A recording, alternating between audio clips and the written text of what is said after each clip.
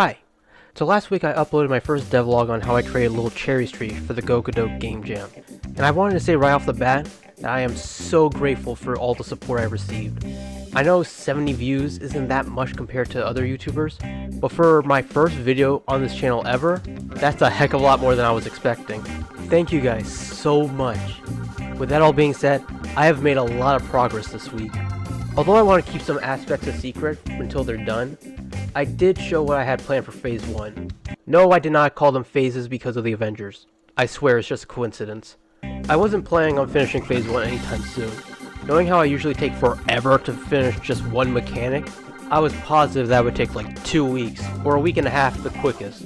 But in less than a week, I was able to not only accomplish everything I had planned for Phase 1, but also add a little extra feature that I wasn't planning on working on until later. Have I caught your attention yet? Welcome to part 2 of the development of Little Cherry's tree. My goal with Phase 1 was to fix any issues people had with the original build. Whether it was a minor nitpick or something that was essential to fix, I just wrote everything down, and after looking at all the feedback I received, I concluded that there were 7 things that I needed to add or fix to improve the game. 8 if you counted the Mac and Linux versions separately. All this came from what people commented during the jam, what some of my friends and family told me, and things I personally felt like should have been there in the first place. To be honest, I really didn't know what order to put them in, so I just picked whatever was on top of the list, bashed my keyboard for a few hours, and moved on to whatever was next on my to-do list. Guess I should just talk about the water meter first since it was the first thing I did. A common issue I saw is that people didn't realize that there was a limited water supply without some trial and error. I was watching someone try my game for the first time, and they thought the water mechanic was just broken because they didn't realize that there was a water limit. Having some type of indicator to let the player know that they have a limited water supply is essential to avoid situations like this. Now, you may be asking yourself, well, if the meter's so important, then why didn't you add it in the first place? And the reason being is that it was such an important feature and so obvious to add it that I completely forgot to add it. So now the player has a water meter. This admittedly took a lot longer than I was expecting, but it was mostly because I wanted to make it future-proof. What I mean by that is I made it in a way where I could add more drops to the meter if I ever felt like I needed to change the water for the player. Which is what I ended up doing. Now, you can shoot 4 droplets of water before having to land on a platform.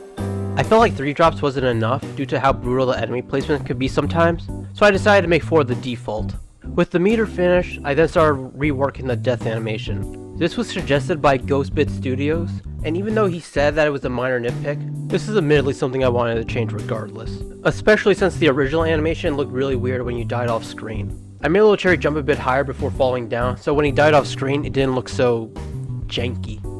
I also gave him a shocked expression whenever he got hit, followed by him spinning around as he fell. I felt like these small changes helped make him look a bit more expressive without reworking the entire animation. It definitely looks a lot better than before. It was then time to work on the biggest issue I saw people had when playing it. The bird. Surprisingly, there were no complaints about the AI itself, which is what I was worried about the most, but it was more about the difficulty of trying to avoid the bird. The hitbox was just too big, which wouldn't be that bad if the bird wasn't so fast. I've never had issues with the bird myself, but that's mostly because I coded it and I playtested it so many times. But since I want to make this game an enjoyable experience, I ultimately decided to make the bird easier to avoid. So how exactly did I nerf the bird? By making it 1 pixel smaller. Okay, so the real change was that I made the hitbox smaller. I only changed the bird spread because I thought it looked better. The hitbox used to be a radius of 7, but now it's a radius of 6.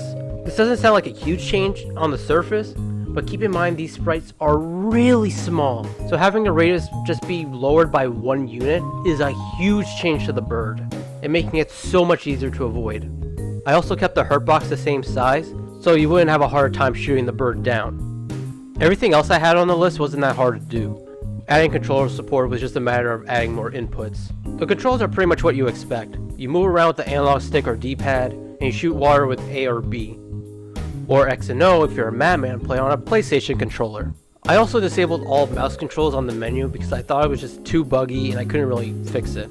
I'll most likely have to rework the buttons when I get to the mobile ports, but I think the buttons are fine the way they are now. Now remember when I talked about how I couldn't get custom icons to work? Well, someone was kind enough to comment and tell me what I was missing. Turns out I needed a program called RC Edit in order to add custom icons. Now what does RC Edit actually do? I have no clue. All that matters is that I'm now able to add a file description and get custom icons to work. Shoutouts to Chafsmere and Mr. Black Swordsman on Reddit for providing a link to the program. Also, I got Mac and Linux versions exported. I couldn't fully test it because again, I only have a Windows operating system, but there shouldn't really be a major issue between the two versions. So if you want to enjoy the game without having an internet connection, enjoy! So after adding all these changes and adjustments to the game, how long does this actually take me to finish? 2 days! Seriously, I did not expect to finish it as fast as I did. Maybe it just shows I'm being a better programmer, or I'm actually becoming a great game developer? Nah. Even though I got a lot done with the game, I didn't feel like there was any big changes that made the game feel fresh. There were definitely a lot of quality of life improvements, but nothing that just made it its own beast entirely. So I decided to add one more thing. Something I was originally planning on adding for Phase 2, but since I had a lot more time, I thought I might as well just add it. So now this new build of Little Cherry Street will have a water limit settings. Now you're able to change the amount of water you can shoot at a time. You can go as low as 2 or as high as 10 drops of water. Whether you want to have an extra challenge or not worry about the environment so much, it's all up to you. I'm actually pretty excited to show this feature because I feel like it adds so much more replayability. I had to modify the title screen in order to add an options button, and I had to rework Little Cherry's code in order to work with global variables, but I think it was so worth it. However, I did have a problem with it. Having just the water limit option just made the scene look so bland. So I decided to add some volume options, which I didn't think it would be that hard to do. Oh god, why do I hate myself? There were definitely a lot of tutorials on how to implement volume options, but they were all using sliders, and I wanted to use buttons because the water limit had buttons, but I wanted everything to be consistent. But I think I could have done it with sliders if I wasn't so stubborn. Oh god. It's okay though.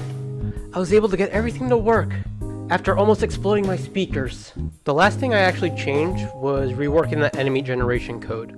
I hinted in my last devlog that it's the roughest code in the game. However, I really didn't go into much detail about it because I thought it'd be boring to talk about. But since I went through all the trouble of overhauling it, I figured it was worth talking about. The original code was an absolute mess. It had so many if statements that would make Yandere Dev blush. It had so many repeating lines of code that didn't need to be there, and get it away from me! So now instead of having 13 different if statements, there's now only 3. This won't really affect anyone's enjoyment of the game, but it's nice to have some clean, efficient code. There was definitely some trial and error. Okay, everything seems fine so far, and oh dear god! But it was all so worth it. Again, at least for me. Although the extra features were a pain to implement, I was still able to get everything done along with those features in 4 to 5 days.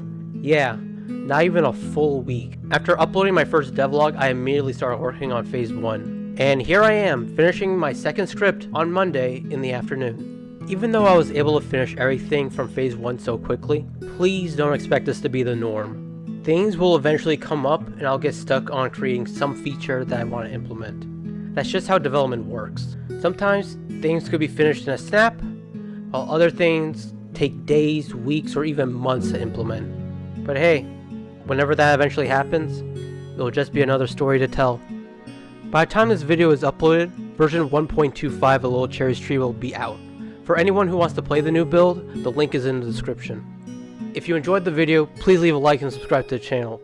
Any support is greatly appreciated. Again, follow Acro Projects on Twitter. And with that all being said, take care, comb your hair, and I'll see you guys later.